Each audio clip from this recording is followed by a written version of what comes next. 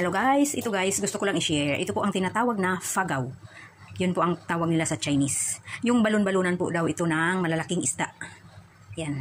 Di ko lang so sure kung sa China lang ba ito makukuha. Kasi sa kanila ito galing. Wala naman ibang galing ng ibang bansa.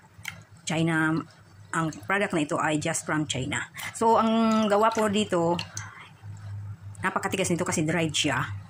So, dapat ibabad. Pwede naman overnight or kung gagamitin na agad-agad. Kaya ngayon, binabad ko siya sa mainit na tubig. Mga 2 to 3 hours. And then, pakukuluan na may luya at spring onion. Pangtanggal po yun ang malansa. So, ito na ngayon, gagamitin ko na. Pwede itong ilalagay sa soup. Pwede sa itong lulutuin ko ngayon ay pork chicken adobo. Ayan po siya guys. So, ayan, hiniwa ko na siya. Kung medyo malalaki, 3 slices. Kung maliit lang naman, 2 slices lang. So, ayan guys. Yan ang gamit niyan. Sa soup or ilagay sa pagluto ng ulam. Ang daming ulam na pwedeng lagyan nito. Kahit nga sa gulay, pwede siya isahog. Okay? I'll be back then. So, ayan. Igisin na po natin. Naglagay ako ng luya, bawang at sibuyas. Yung sibuyas ko po, pinupok ko siya para mas lumabas ang katas. So, ayan. Ipapry ko na po ng konti ang ating meat.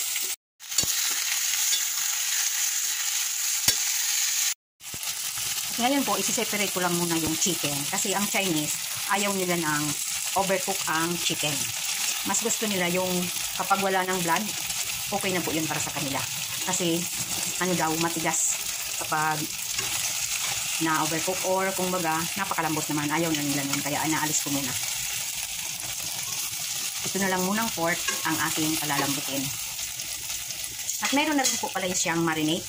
Na-marinate ko siya sa white pepper, corn flour, sugar, sesame oil, soy sauce, and Chinese wine. Ayan, magdagdag na tayo ng water para sa final cooking. Estimated ko na lang po yung tubig hanggang maluto ang ating pork meat.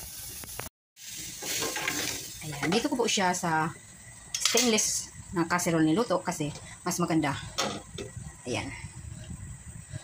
Medium heat lang. Ayan, idagdag na po natin yung fagaw or fish balloon. Kasi po, hindi ko sinasabay sa pork meat kasi matigas yung pork meat. Mas matagal pakuluan. Kaya sobra pong malapot kapag nasobrahan yung kulo ng fagaw. So, in this time, okay po siya. Tamang-tama.